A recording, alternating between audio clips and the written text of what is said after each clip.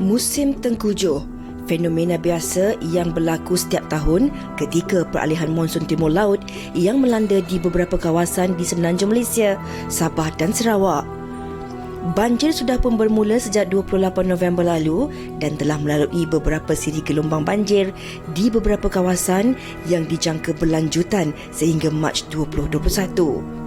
Lebih mencabar lagi, tahun ini musim banjir dilalui dengan pandemik COVID-19. Jabatan Meteorologi Malaysia mengeluarkan amaran cuaca waspada peringkat kuning dengan hujan lebat dijangka berlaku di beberapa negeri bermula 16 hingga 18 Disember ini. Bagi individu yang menghadapi situasi banjir begini, langkah-langkah keselamatan perlu diambil dan dimanfaatkan supaya dapat menyelamatkan nyawa dan harta benda. Apakah persediaan awal yang perlu dilakukan bagi menghadapi banjir? Bagaimana pula tugas agensi keselamatan dalam menguruskan bencana banjir ini? Selamatan ketika banjir. Baik, kita akan terus berbincang mengenai topik ini, memberi tips, informasi dan juga peringatan serta nasihat kepada anda mengenai apa yang kita harus berjaga-jaga dan bersedia pada tahun ini ataupun kali ini. Baik, kita bersama dengan DCP Datuk Husin Omar Han, Pengarah Seksyen Pelaksanaan Operasi Agensi Pengurusan Bencana Negara NADMA di studio Sega. Orangnya bersama dengan kita ini. Terima kasih Datuk bersama dengan kita. Sama-sama. Baik, macam tadi sebentar lagi kita akan bersama dengan Fiza. Ada satu lagi pengisian yang cukup menarik, tetapi sebelum tu mungkin Datuk boleh jelaskan mungkin situasi pada tahun ini agak berbeza dengan tahun-tahun sebelumnya di dalam menguruskan bencana banjir ini. Terima kasih Farid. Selamat pagi penonton WHI. Betul, tahun ini berbeza daripada tahun-tahun lepas kerana tahun ini kita bencana dalam bencana. Kita ada COVID-19 dan kita telah pun masuk dalam monsun timur laut, di mana kita sedang mengalami episod-episod banjir. Mungkin saya boleh kata kita dalam pertengahan monsun timur laut. Baik. Jadi seperti mana pakar kita meteorologi Malaysia meramalkan, kita pada tahun ini keadaan lebih kurang macam tahun lepas dari segi luruhan hujan dan sebagainya. Keadaan banjir lebih kurang macam tahun lepas, di mana kita akan mengalami antara 4 hingga 6 luruhan ataupun episod banjir. Jadi setakat ini kita ada 3 luruhan dan kita dah masuk ke 4 pada hari ini. Dan benda ini akan berlanjutan sehingga pertengahan Mac tahun depan. Okey, baik. Mungkin sedikit berita baik, maknanya situasi ataupun luruhan hujan itu yang berlaku adalah lebih kurang sama dengan tahun-tahun yang atau tahun lepas. Tetapi kali ini dalam menguruskannya, ditambahkan bencana dalam bencana itu, apa sebenarnya yang penonton-penonton perlu tahu mengenai keadaan dalam pandemik COVID-19 ni? Betul. Dalam keadaan kita menguruskan banjir, kita berada dalam bencana pandemik COVID-19. Di mana pengurusan SOP yang diamalkan sebelum ini kita telah ubah untuk merangkumi aspek penjagaan ataupun persediaan kita dalam pandemik COVID-19 ini. Contohnya, kita kena jaga kita dari segi penjarakan sosial, pemakaian face mask dan juga hand sanitizing. 3 perkara ini kita kena amalkan sama ada sewaktu berlaku proses pemindahan. Operasi pemindahan, berlaku banjir, mangsa-mangsa kena pindah. Dan juga yang kedua, sewaktu berada di pusat-pusat pemindahan sementara. Yang itu pasal orang kata agak sempit. Pergerakan mereka, penempatan mereka, penjagaan makan minum mereka kena jaga. Tak boleh seperti tahun-tahun sebelum ini kita boleh berkumpul ramai-ramai, bersembang-sembang dan sebagainya, tapi tahun ini tidak. Jadi mangsa atau masyarakat kena peka perkara ini. Dalam keadaan menangani banjir ini, kena jaga juga SOP COVID-19 ni. Jadi adakah Datuk rasakan ini mungkin satu cabaran baru, cabaran yang lebih kepada pihak Barisan Hadapan dalam menguruskan banjir tahun ini agaknya? Betul. Pastinya. Sebab bila frontliner kita pergi ke setiap rumah mangsa ni, kita mungkin berhadapan dengan mereka yang sedang kuarantin. Oh, betul juga tu. Itu macam mana tu? Jadi, kita telah NADMA sebagai peneraju pengurusan bencana negara telah memanggil semua Jawatankuasa Pengurusan Bencana Negeri dan bermesyuarat dan telah mengedarkan SOP baru. Dengan kerjasama dengan agensi-agensi lain, terutamanya KKM, kita perlukan data sharing. Okey. Kita perlukan data sharing, rumah mana yang ada, mereka-mereka yang telah ditempatkan, mereka yang ada pakai gelang, mereka yang sedang menjalankan kuarantin. Jadi Jawatankuasa Pengurusan Bencana Daerah mengenal pasti kawasan-kawasan yang prone area ni, yang kemungkinan kita ramal banjir, biasanya berlaku banjir, kita tahu dalam kawasan tu rumah mana yang adanya penghuni-penghuni yang menjalankan kuarantin. Barisan Harapan ini dah lebih bersedia untuk situasi. Okey, Datuk, mungkin Fiza nampak dah bersedia dengan sana dengan pelbagai peralatan ni, Datuk. Saya ingat dia nak mencuba yang mana satu dulu, saya tak tahu. Silakan Fiza. Cabaran dan juga SOP yang diguna pakai untuk mendepani bencana dalam bencana ketika ini. Kita juga nak kongsikan, Datuk juga tadi kongsikan ada juga kerjasama dengan agensi-agensi lain kan, termasuk hari ini kita bersama dengan Encik Abdul Manaf Cik Isa selaku Ajutan Pasukan Hasmat, itu selaku penguasa kanan bomba. Apa khabar Cik Manaf? Okey, mungkin kita boleh kongsikanlah juga bila kita cakap tentang kerjasama kita ini, apakah juga peranan dan juga fungsi SMART dalam sama-sama mendepani bencana banjir ini? Baik, terima kasih. Pasukan SMART sama seperti pasukan Barisan Harapan yang lain, yang mana menyelamatkan nyawa dan harta benda semasa bencana itu adalah merupakan tanggungjawab kami. Okey. Jadi lebih-lebih lagi apabila sesuatu bencana yang telah pun mencapai ke tahap yang lebih membahaya. Dan pasukan kami akan digerakkan pada bila-bila masa di bawah arahan MKN nombor 20 yang mana diterajui oleh Agensi Pengurusan Bencana Negara NAKMA. Okey, orang kata inilah saling bekerjasama dan sebagainya kan. Kalau kita lihat dari segi persediaan pula, setiap tahun kita tahu negara pasti akan berhadapan dengan monsun timur laut ini, fenomena Bah ataupun musim terkuju ini. Tetapi macam mana kita nak lihat dari segi persediaan pada tahun ini, seperti yang Datuk kongsikan tadi, SOP-nya, kadang-kadang cabarannya nak pergi ke rumah ada orang yang sedang kuarantin dan sebagainya kan. Tapi dari segi persediaan menghadapi monsun timur laut tahun ini, apa yang dilakukan oleh pihak SMART? Pasukan SMART bersiap sedia pada 9 masa dari segi aset dan juga kesiapsiagaan anggota pasukan. Cuma beza dia seperti yang Datuk jelaskan tadi, pada tahun ini kita menghadapi pandemik COVID-19. Jadi langkah-langkah keselamatan dipertingkatkan bagi memastikan keselamatan mangsa-mangsa banjir dan juga keselamatan pasukan-pasukan penyelamat ini berada pada tahap yang baik sebelah masa. Selain daripada kita nak memastikan keselamatan orang-orang yang ingin diselamatkan, keselamatan pasukan penyelamat juga harus dititik beratkan. Kita cakap tentang kesiapsiagaan, peralatan dan juga aset-aset yang ada. Hari ini di studio juga kita bertuah, Farin, bersama dengan penonton. Kita nak kongsikan ini antara peralatan-peralatan, bukan semua, yang kebiasaannya diguna pakai ketika musim banjir ini. Kalaulah Tuan Manaf nak kongsikan, kita juga ada model kita di sini. Apa yang peralatan kebiasaannya ada, Tuan? Baik. Ini di antara peralatan-peralatan yang kita bawa semasa operasi menyelamat dijalankan. Sebagai persediaan awal, kami telah pun menempatkan kami punya aset-aset seperti bot dan sebagainya dekat staging point yang telah dikenal pasti berlakunya banjir. Apapun bersama dengan anggota dan juga kenderaan-kenderaan utility yang kami ada, di antara peralatan-peralatan yang ditunjukkan di sini adalah persediaan sekiranya berlaku perkara yang luar jangka. Kerana berhubung kait dengan bencana banjir ini juga boleh melibatkan keruntuhan kepada struktur. Sama ada keruntuhan tanah ataupun keruntuhan bangunan itu sendiri.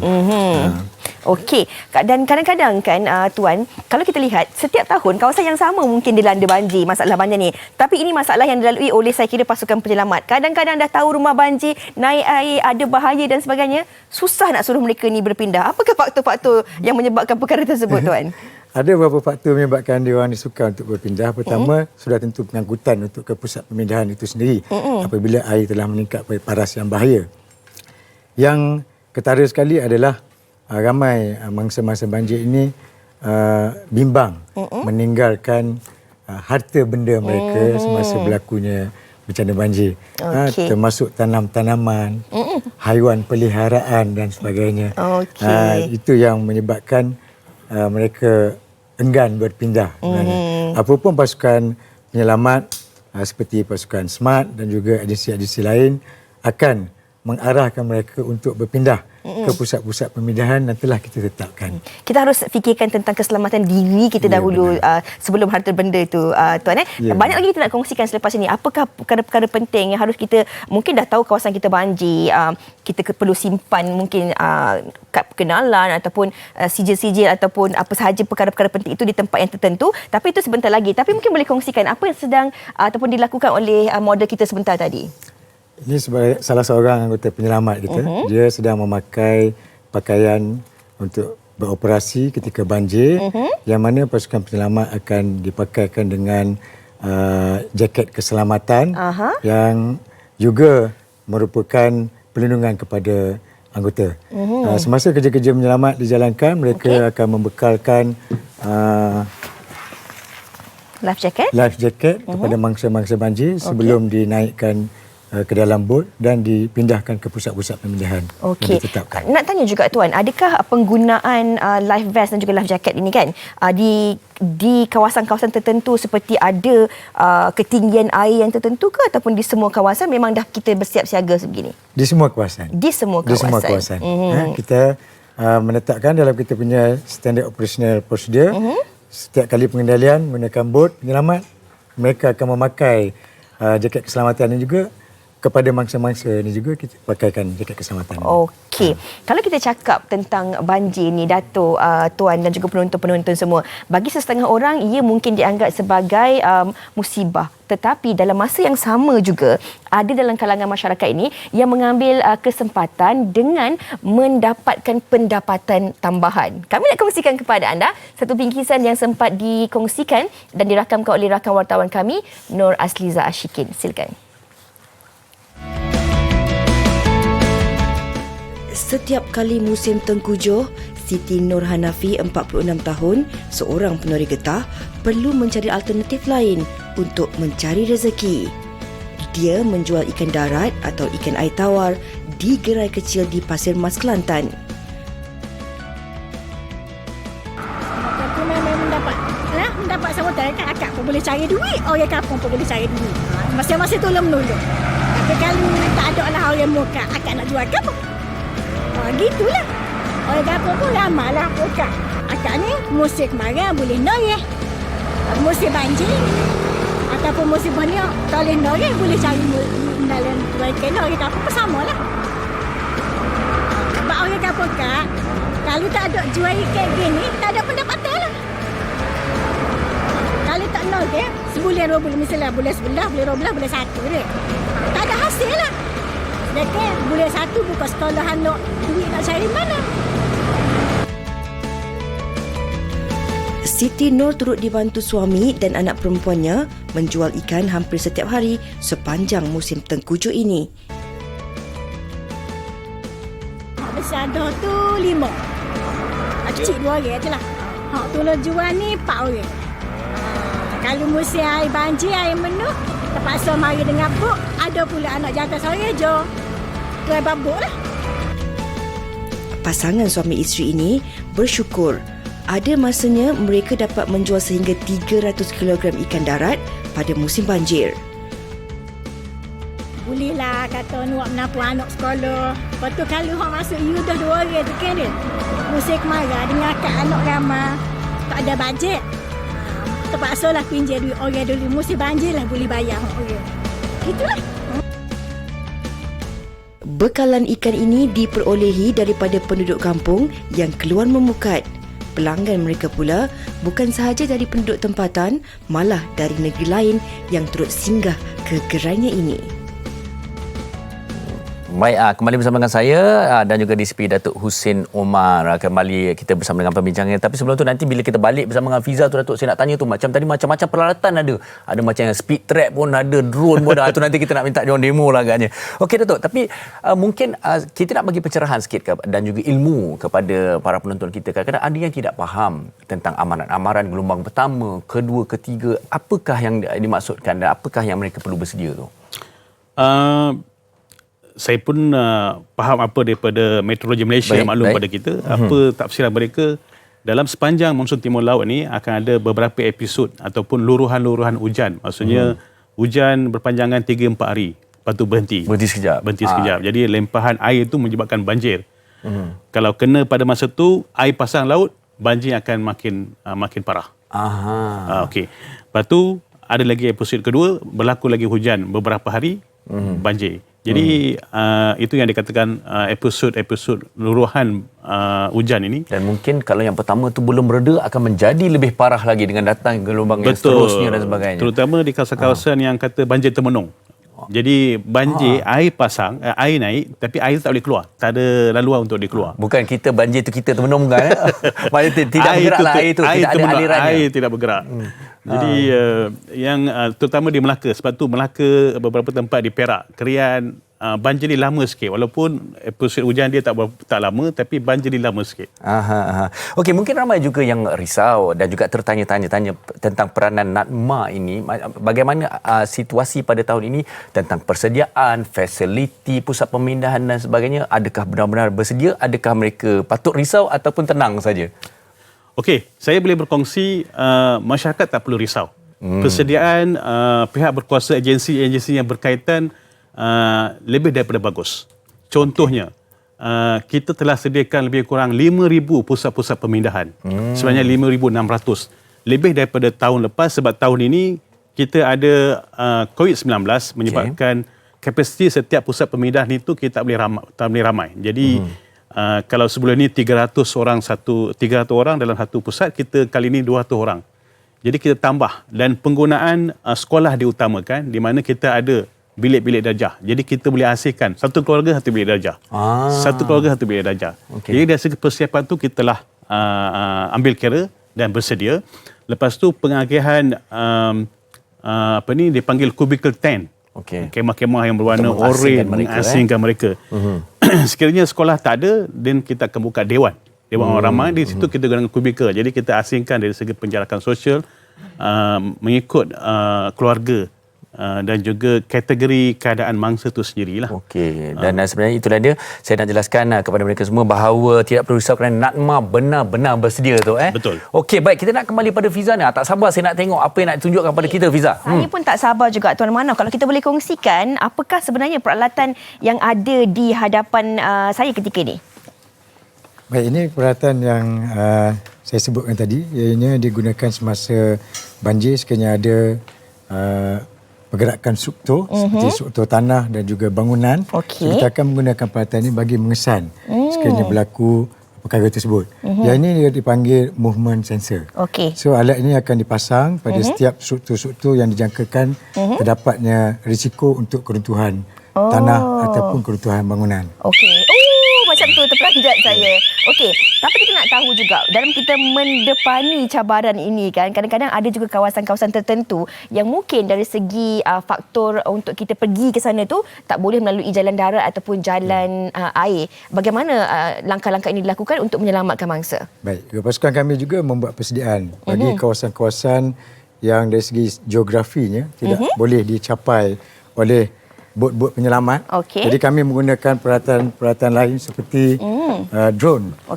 Yang mana kami akan membuat tinjauan melalui udara apakah alternatif yang boleh kita gunakan untuk tujuan penyelamatan. Selain daripada itu juga dalam menguruskan bencana banjir ini kami bekerja rapat dengan agensi lain seperti polis dan juga bomba yang boleh menggunakan perkhidmatan udara.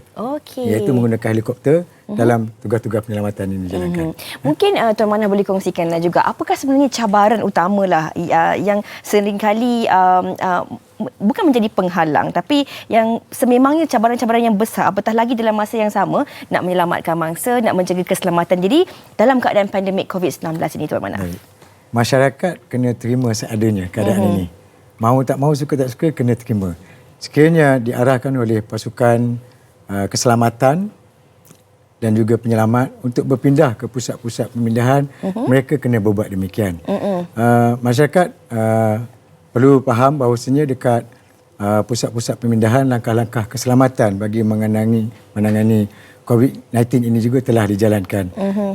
Seawal ketibaan pasukan penyelamat di premis ataupun di lokasi masing-masing, pasukan penyelamat ni telah mengambil kira dari segi faktor-faktor keselamatan yang melibatkan COVID-19 ni. So tak perlu ragu-ragu. Tak perlu ragu-ragu, insya-Allah. Faktor keselamatan itu sememangnya menjadi perkara nombor satu bagi anggota-anggota keselamatan ini. Tapi Tuan Manaf, sebelum kita terus bersama dengan Farin dan juga Datuk, kalau ada sedikit tips ataupun pesanan yang ingin disampaikan kepada penonton-penonton kita. Kadang-kadang kita dah memang tahu kawasan itu kawasan banjir ataupun kita tak tahu bahawa mungkin boleh berlakunya musibah di tempat-tempat kita. Ini peringatan untuk diri sendiri jugalah kan. Apakah langkah-langkah ataupun langkah-langkah awal yang perlu diambil kira, terutama sekali barangan-barangan berharga seperti surat beranak, mungkin geran tanah, geran rumah ataupun perkara-perkara penting ini disimpan di mana, dibawa bagaimana, kalau boleh Tuan kongsikan. Sebagai persediaan awal, masyarakat perlu sedar bahawasanya sebelum mereka dipindahkan ke pusat-pusat pemindahan banjir, mereka perlulah bersiap sedia dari segi dokumen-dokumen penting yang perlu diselamatkan terlebih dahulu. Seperti yang disebutkan tadi, kad penalan, surat beranak, geran tanah dan sebagainya. Kemudian mereka juga perlu membuat persediaan dari segi keperluan peribadi yang mencukupi, seperti ubat-ubatan, khususnya kepada pesakit-pesakit kronik. Kerana dekat pusat pemindahan nanti ianya diperlukan bagi tujuan rawatan susulan dan sebagainya. Mereka juga perlu membuat persediaan dari segi minimum punya logistik, keperluan diri sendiri, pencahayaan seperti lampu picit. Itu penting kena penting, ada. Okay. Dan sekiranya ada harta benda lain seperti binatang ternakan dan juga kenderaan, bolehlah ditempatkan di tempat yang tinggi yang selamat, yang mana sekiranya mereka perlu dipindahkan, harta benda ini berada dalam keadaan selamat. InsyaAllah. Terima kasih banyak Tuan Manaf di atas perkongsian itu tadi, peringatan untuk diri kita sendiri. Kami juga baru bincang minggu lepas, kita dekat rumah kena ada sekurang-kurangnya satu lampu suluh. Mungkin ada sesuatu juga yang nak disampaikan oleh Datuk di penghujung perbincangan kita ini. Farin, silakan. Ya, Datuk, pesanan akhir Datuk kepada masyarakat dan juga bagaimana mereka nak mendapatkan maklumat terkini mengenai banjir ini. Ya, masyarakat boleh melayari Facebook NADMA, website NADMA ataupun Meteorologi Malaysia yang mendapatkan maklumat terkini berkaitan dengan keadaan musim banjir, keadaan luruhan hujan dan sebagainya. Jadi patuhilah arahan pihak berkuasa. Apabila diarah berpindah, Pindahlah dan bersedialah. Offkan elektrik. Saya kira daripada peringkat awal pun mereka dah tahu dan diberitahu dan mengetahui mengenai risiko dan cara pengurusan yang cuma tahun ini ianya akan ditambah baik, dipastikan juga disiplin serta SOP-nya tu. Betul. Baik, sekali lagi kita ucapkan terima kasih kepada DCP Datuk Husin Omar Han dan juga Encik Abdul Manaf Cik Isa daripada pihak SMART sebentar saja tadi, dan kita harap tidak perlu risau tetapi mendapat pencerahan yang lebih baik mengenai keselamatan ketika banjir ini. Baik.